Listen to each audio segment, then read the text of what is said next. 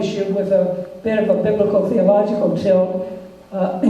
Everyone will recall that Genesis 2:15 says to till and keep the garden is the responsibility of the human community. And I'm going to direct this one to Jim because I know they've worked on this text some. Where does that responsibility of tilling and keeping the garden lead us with respect to an economy that depends so heavily on fossil fuels?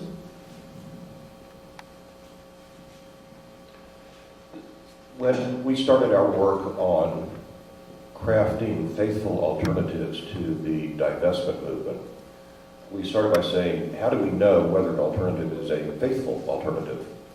So we had to start, as a good Presbyterian must, with good theology.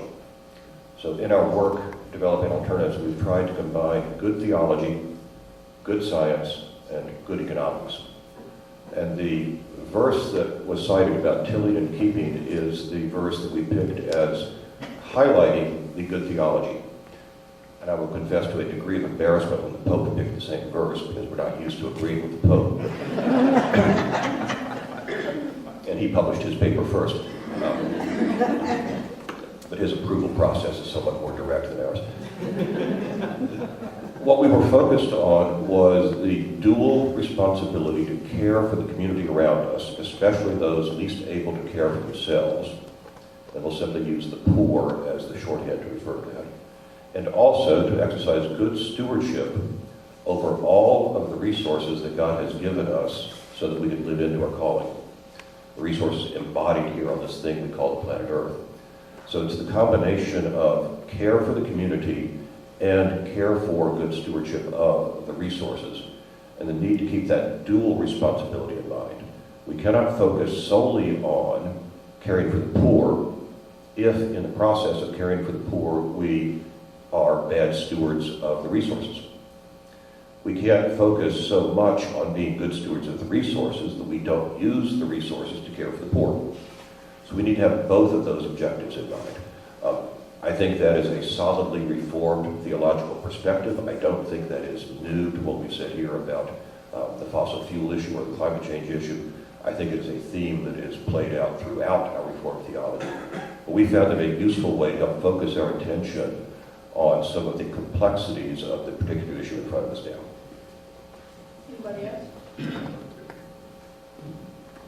One of the issues with that till and keep passage is that if you're not tilling in such a way that you can keep tilling, you're not keeping.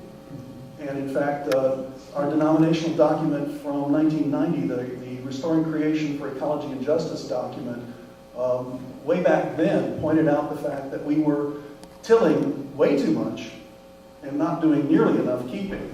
And in the process, we were destroying the basic environment and ecology that the poor were depending on.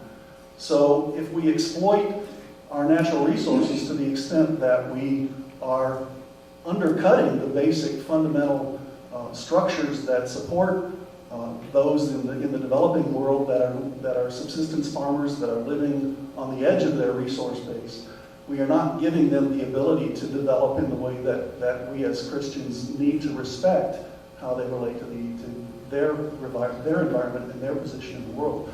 So I don't really see it as a dichotomy between how we use the resources and how we respect the least of these, as Jesus said in Matthew 25. I think those are one and the same.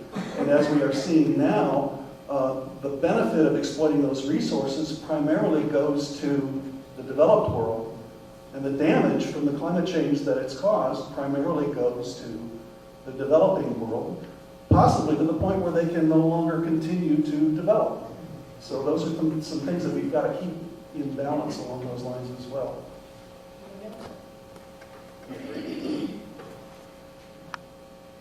I should have